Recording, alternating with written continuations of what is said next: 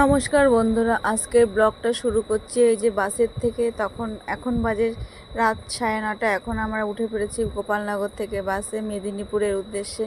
সেখানে কি আর বলবো, একটা অন্ধবিশ্বাসের মতনই যে এক ঠাকুর বাড়িতে গিয়ে হাতে একটা শিকড় বেঁধে দিলে যে কোনো একটা রোগের নাম বলে সেখান থেকে মুক্তি পাওয়া যায়।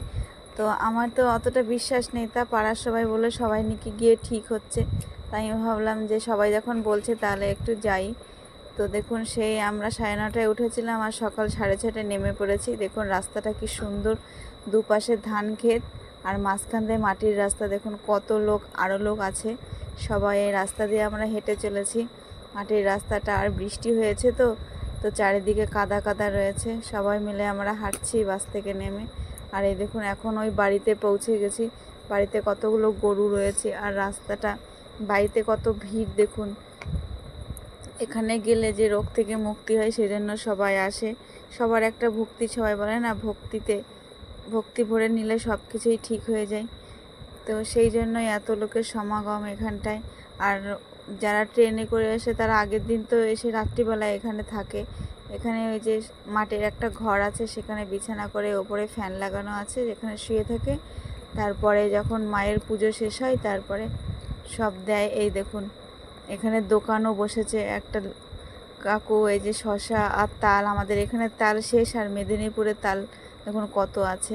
আর এই দোকানটায় ভাজা পোড়া বিক্রি হচ্ছে। আর পাশে দেখুন এই যে নতুন নতুন গামছা বিক্রি হয়। অনেকেই গামছা কিনে তারপরে এই পুকুরটায় স্নান করে। পুকুরটা দেখুন শান বাঁধানো এবং নিচটাও অনেকটাই শান বাঁধানো আছে, কিন্তু প্রচণ্ড স্লিপ। এই পুকুরে স্নান করে নিয়ে তারপরে একটা ধোয়া জামা কাপড় পরতে হবে। যতক্ষণ না হাতে ওইটা বাঁধবে ততক্ষণ কিছু খাওয়া যাবে না, এমনকি টয়লেটও করা যাবে না।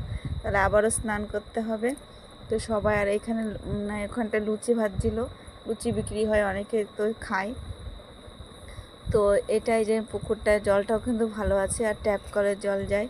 আর এই দেখুন এখন মায়ের পুজো হয়ে গেছে, তো সবাই মিলে কত লাইন, যে আরও অনেক লাইন ছিল। আর সেদিনকে রোদও পড়েছিল প্রচণ্ড, এত রোদ। আমাদের এখন তখন 12টা বাজে, আমাদের নেওয়া হয়ে গেছে, হাতে বাঁধা হয়ে গেছে। সকাল থেকে তো কিছু খাইনি। এই দেখুন আমি একটা আপেল খাচ্ছি। আর 12টা বাজে, বাসটা ছেড়ে দিয়েছে।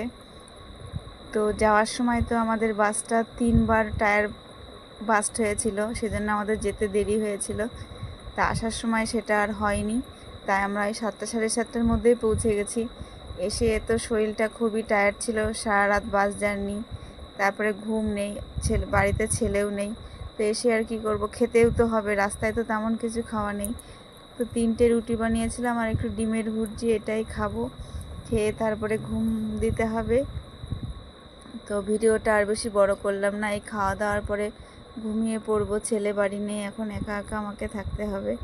তো বন্ধুরা, ভিডিওটা ভালো লাগলে প্লিজ লাইক করবেন, কমেন্ট করবেন, শেয়ার করে দেবেন আর আমাদের পাশে থাকবেন। ধন্যবাদ।